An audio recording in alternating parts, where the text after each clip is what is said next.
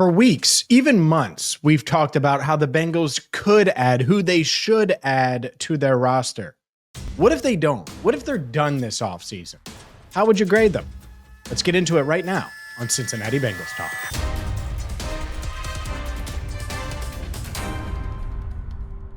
Let's dive into today's show and today's video that, to me, it's time to have the conversation because it's June 5th.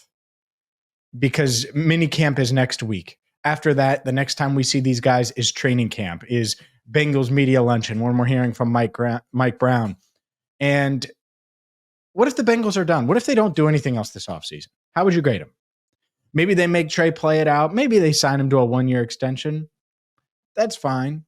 But we can roll with they figure something out with Trey, or maybe they don't. And I do think that's a big factor. Shamar Stewart probably figure something out with him at some point, I would imagine.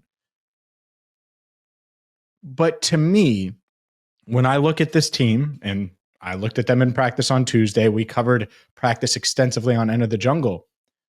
I say, man, they shoulda, coulda, woulda. They shoulda, coulda, woulda. They could have had this guy or that guy or that guy or this guy or this formula.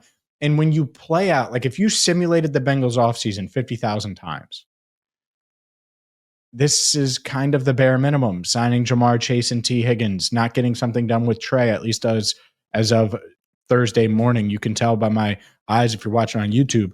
As of Thursday morning, nothing done with Trey. And so nothing's done with Trey. Yeah, you got Mike Gesicki done. You brought in TJ Slayton, who's your biggest free agent addition, external free agent addition. It's just a very meh addition to the team. All the additions are okay, solid. Like TJ Slayton, I'm excited about him. We're talking about a nose tackle. Like just because you didn't have a nose tackle last year doesn't mean that you get a ton of credit now because you finally got one. And I do think he's going to matter. When you talk about a guy who's going to impact things, he's going to. But I put out this poll, grade the Bengals offseason, A, B, C, D, or F. And I put it on X. And as of the time of recording, we have almost 3,000 votes. And 52.7% as of right now, and it'll fluctuate a little bit by the time you see the graphic, Andrew. There's a graphic up. 52.7% say C. D or F, 25.5%. So you're talking about C, D, or F. Some quick math here. 78.2% of you say that. Meanwhile, only 17.6% say B and 4% say A. I think the A's are wild. And maybe it's because you're a huge Jamar Chase fan or a huge Tee Higgins fan, maybe Mike Gesicki fan. Get it. I totally understand being excited about those.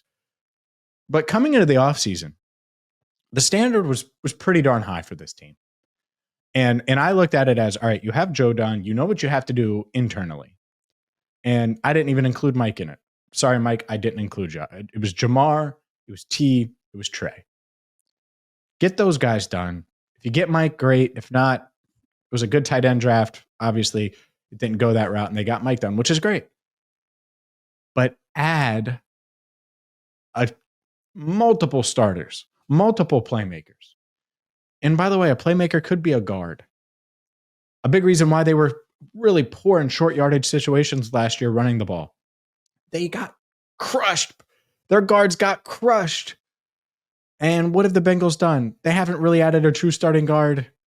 They used a third rounder on Dylan Fairchild. I'm not sure they're going to give Jalen Rivers a true shot at right guard. They went and got Lucas Patrick, who's a journeyman.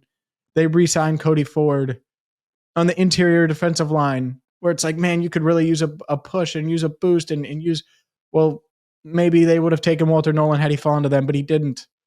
And they didn't sign anyone in free agency. They just brought back BJ Hill.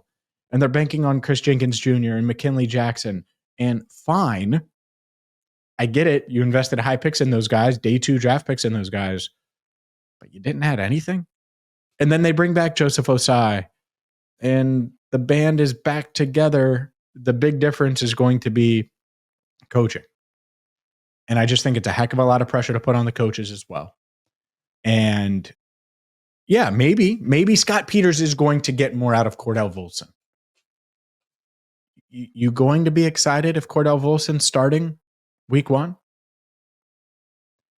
Does a third-round rookie out of Georgia get you excited to start week 1? No. Maybe this is not me being critical of Dylan Fairchild, but it's just an if he's ready to go and be a plug-and-play player. I did talk to a few people across the league, and they did not view him that way going into the draft. Doesn't mean he doesn't have a pretty high ceiling. And that's what's interesting about Fairchild is it's like, I love having him on the roster. It's just, if you're really stuck between Cordell Volson and Dylan Fairchild, well, what if Fairchild's not ready? Then you're just not better in that spot than you were a year ago. And the whole goal of the offseason is to get better. They were 9-8. They've been 9-8 2 straight years. The standard is high. We're talking about Super Bowl expectations. We're talking about Joe Burrow in his prime, 28 years old.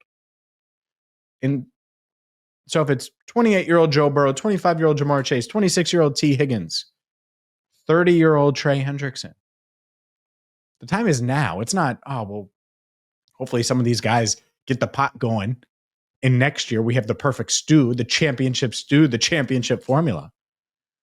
And so in a win now mindset, win now state, for 78% of people, and this is like mostly diehard Bengals fans that are voting in this, that are on X every day, certainly in June when I put this poll out 2 days ago. And for 78% of you to say, all right, an average grade or worse, C, D, or F, just doesn't feel good. Because this to me seemed like a pretty easy to navigate offseason of what you needed to do on paper. Maybe add a starting safety, certainly add a starting linebacker, certainly add two starting guards, and we're not sure if they've added one, and bolster your pass rush. I mean, that's pretty much it. Linebacker would have been probably lowest on the list for me of things out of that you really, truly needed. I know Jermaine Pratt's still lingering out there. Who knows? Maybe he's released by the time this video drops or this podcast drops or by the time you're listening or watching. But it's just, it's wild to think that. And yet because there's been times this offseason where people have said, James, you're just being too negative. And I took this poll and I put this poll out there because I'm like, well, maybe I am. Maybe I'm just looking at this wrong and the Bengals just nailed the offseason. But they didn't. And 78% of you say it as well. Like, I bet a lot of the C grades, and just based on comments, because a lot of people offered context, which I love and appreciate. A lot of the C grades, people were like, man, if they hadn't gotten Jamar and T done by now, I'll give them a C because they did that. But, and then it's ... with a bunch of different thoughts on it.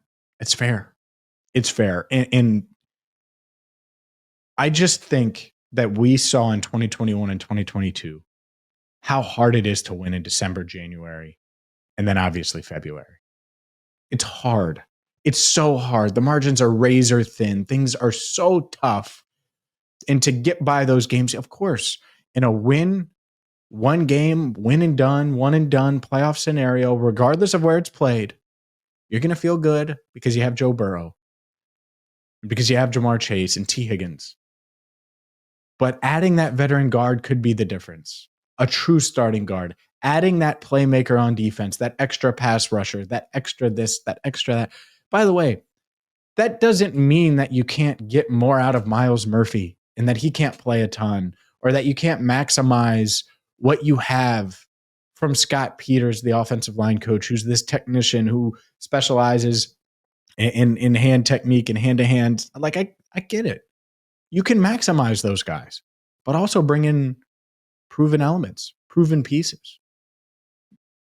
And that's what I was looking for this offseason, is to push the envelope a little bit. The Bengals have double-digit millions in cap space. After you take their rookies into account, they still have $15-ish million in cap space. That's plenty of money. Plenty of room to have made multiple starters, put multiple starters in stripes.